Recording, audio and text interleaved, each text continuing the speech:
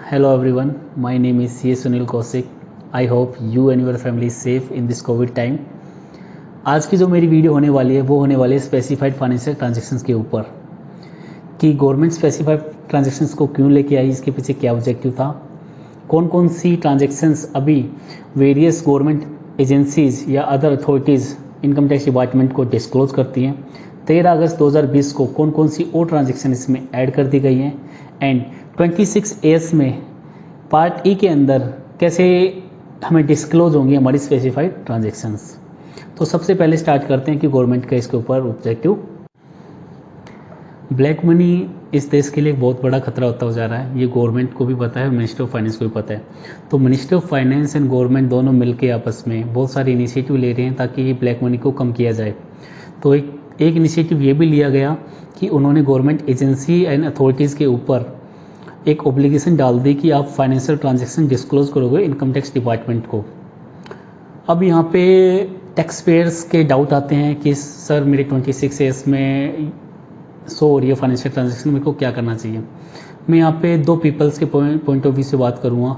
सबसे पहले मैं बात करूँगा honest tax payer and second मैं बात करूँगा नॉन फाइलर ऑफ रिटर्न। सबसे पहले बात करता हूँ मैं ऑनेस्ट टैक्स पेयर की। ऑनेस्ट टैक्स पेयर वो टैक्स पेयर जिसने अपनी प्रॉपरली रिटर्न फाइल कर दी है, सारी इनकम डिस्क्लोज कर दी है, अपना पूरा प्रॉपर टैक्स जमा करा दिया है, उसने कोई भी इनकम अपनी छिपाई नहीं है।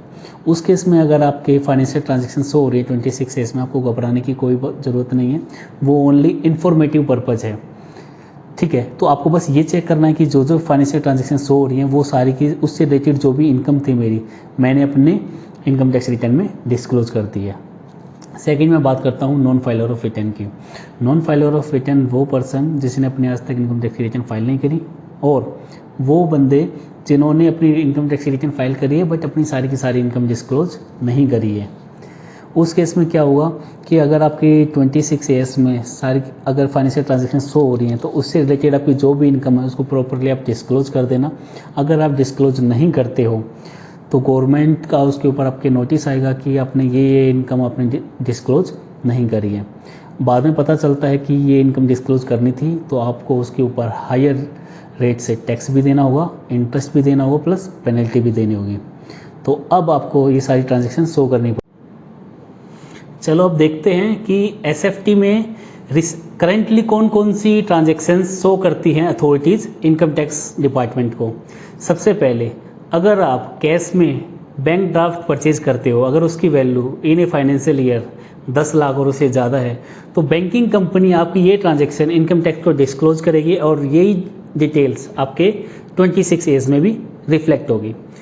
सेकंड चीज़, अगर आप करंट अकाउंट है आपके पास एक और उससे ज़्यादा, अगर उसमें आप पूरे साल में 50 लाख और उससे ज़्यादा की कैश डिपॉजिट कराते हो, देन ये डिटेल भी बैंकिंग कंपनी आपकी इनकम टैक्स को डिस्क्लोज करती है एंड देन सेम ट्रांजैक्शन आपकी 26A में भी रिफ्लेक्ट होगी। और अगर आप करंट अकाउंट में 50 लाख और उससे ज़्यादा एक साल में विड्रॉ भी कर लेते हो तो ये डिटेल भी आपकी बैंकिंग कंपनी इनकम टैक्स को डिस्क्लोज करती है एंड देन ये ट्रांजैक्शंस भी आपकी 26A में रिफ्लेक्ट होगी।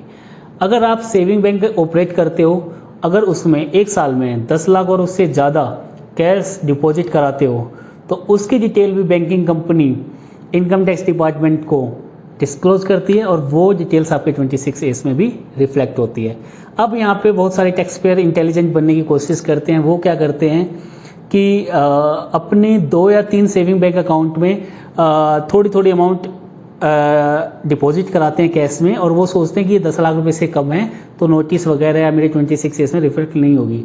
बट इनकम टैक्स डिपार्टमेंट ने बोला हुआ है कि एक सेविंग बैंक अकाउंट और aggregate of saving bank accounts वो काउंट होगी। एग्जांपल के लिए अगर आपके 3 सेविंग बैंक अकाउंट है, अगर एक सेविंग बैंक अकाउंट में आपने 3 लाख कैश डिपॉजिट कराया, दूसरे में 4 लाख कराया, तीसरे में 5 लाख कराया, तो टोटल एग्रीगेट आपका 12 लाख हो गया और ये आपका SFT में डिस्क्लोज होगा।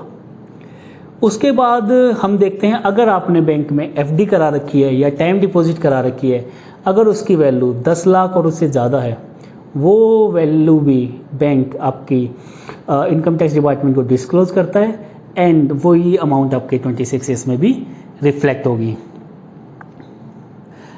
अगर आप क्रेडिट कार्ड यूज़ करते हो और क्रेडिट कार्ड की पेमेंट एक साल में कैश में करते हो वो भी उसकी वैल्यू अगर 1 लाख रुपए से ज़्यादा हो जाती है तो वो वैल्यू भी credit card agency income tax department को डिस्क्लोज करती है एंड वही ट्रांजैक्शन आपके 26A इनकम टैक्स की डिटेल में भी शो होती है। और क्रेडिट कार्ड की पेमेंट अगर आप अदर देन कैश करते हो, अगर उसकी वैल्यू 10 लाख और उससे ज़्यादा है तो वही ट्रांजैक्शन आपकी शो होंगी और इसके अलावा कोई भी ट्रांजैक्शन आपकी शो नहीं होगी। अगर आप किसी भी कंपनी के डिबेंचर्स, बॉन्ड, शेयर्स या म्यूचुअल फंड खरीदते हो, अगर उसकी वैल्यू 1 साल में 10 लाख और उससे ज़्यादा है, देन ये डिटेल भी ये अथॉरिटीज़ या ये कंपनीज आपकी इनकम टैक्स डिपार्टमेंट को डिस्क्लोज करती है and then income tax department के थ्रू आपके 26A में ये रिफ्लेक्ट होती है।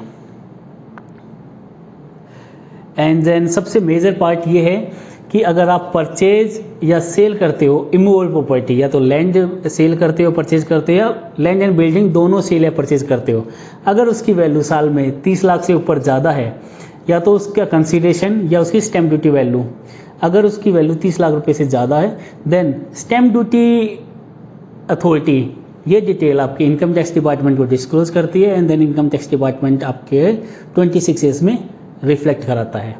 देन इसके बाद अगर आप किसी से 2 लाख और उससे ज़्यादा का कैश रिसीव करते हो तो वो भी डिटेल्स आपकी वो अथॉरिटी, मतलब जिसने कैश रिसीव किया है, वो डिटेल्स आपके इनकम टैक्स डिपार्टमेंट को डिस्क्लोज करता है एंड वो डिटेल आपके 26A में रिफ्लेक्ट होती है।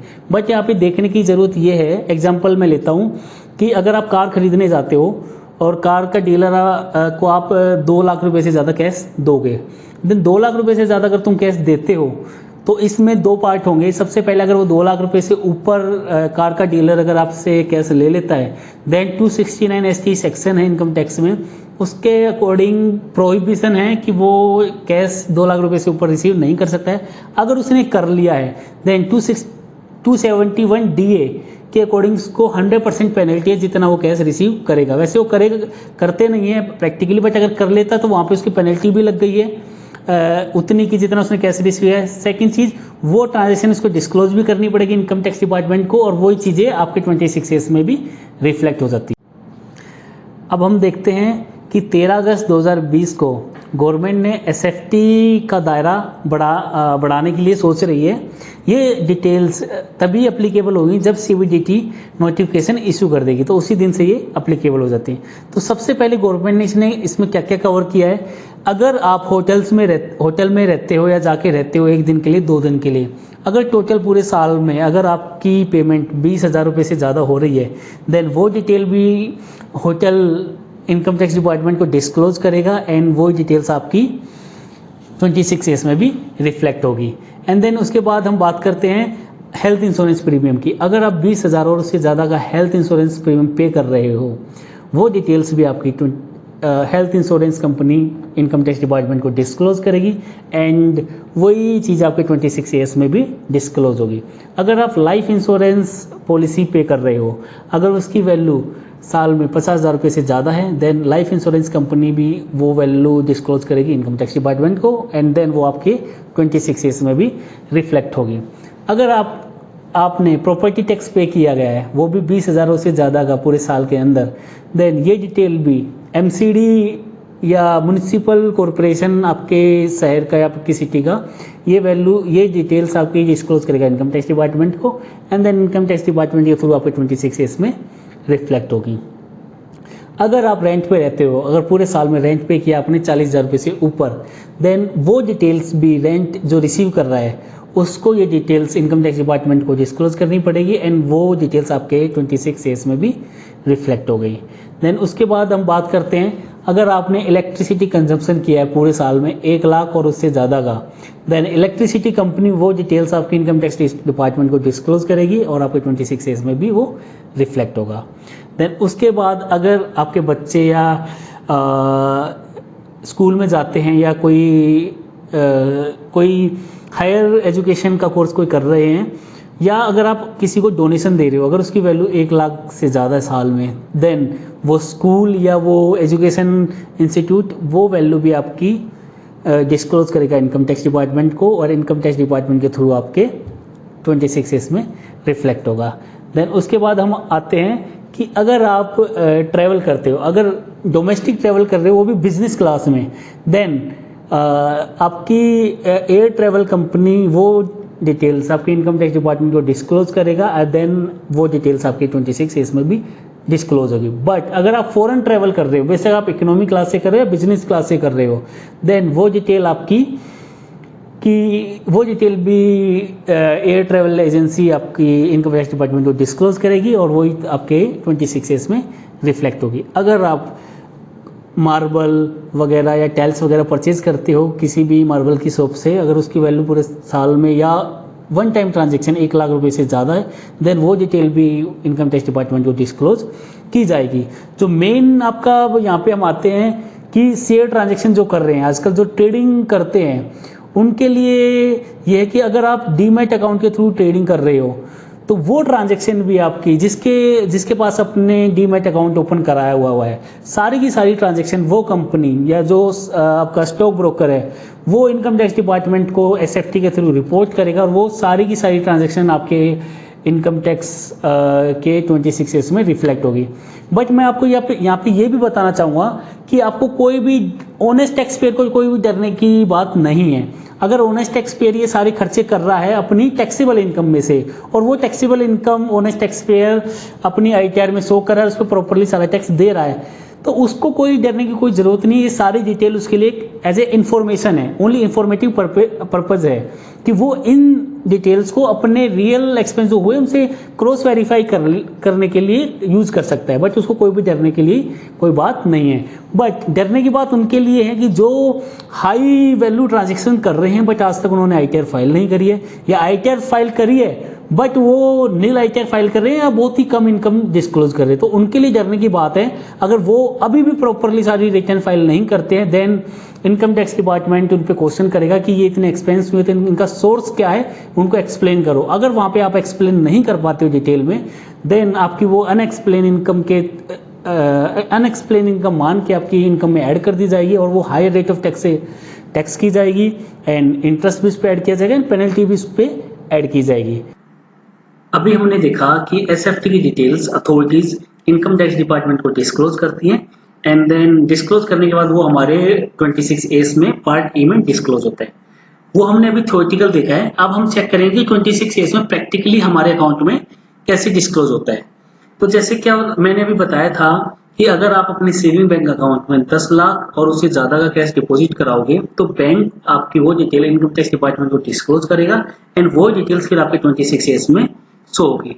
तो हम देखते हैं कि हमारे केस में क्या हुआ है। आप देखोगे कि part E detail of SFT transaction, central bank of India में 12,18,200 रुपए कैश डिपॉजिट हुआ है। तो ये ट्रांजैक्शंस मेरे 26A में पार्ट ई में डिस्क्लोज हो रही है।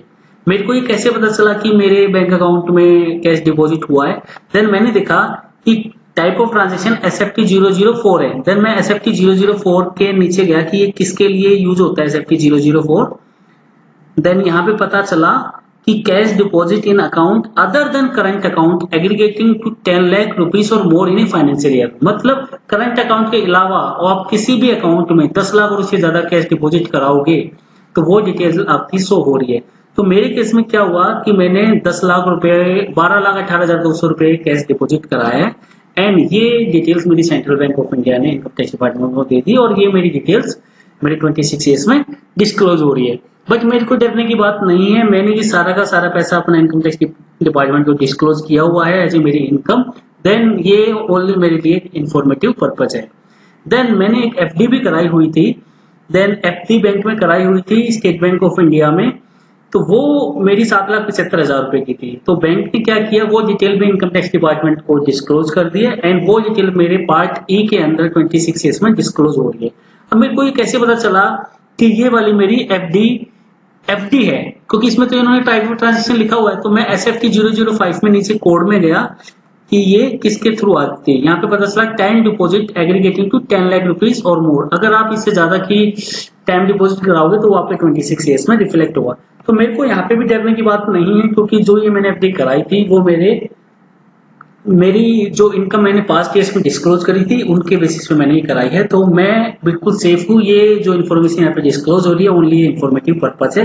तो यही सेम इन्फॉर्मेशन आपके अकाउंट में भी 26 इसमें डिस्क्लोज होगी। बट अगर आपने सारा की सारी इन्फॉर्मेशन पहले से ही इनकम टैक्स डिपार्टमेंट को डिस्क्लोज कर रखी है तो आपको कोई भी डरने की बात नहीं है सर, आप सेफ हो, ओनली आपके लिए इन्फॉर्मेटिव पर्पज है। आई होप ये वीडियो आपको बहुत पसंद आई होगी। आपके बहुत सारे डाउट्स और जो भी होंगे वो आपके क्लियर हो गए होंगे यहाँ पे।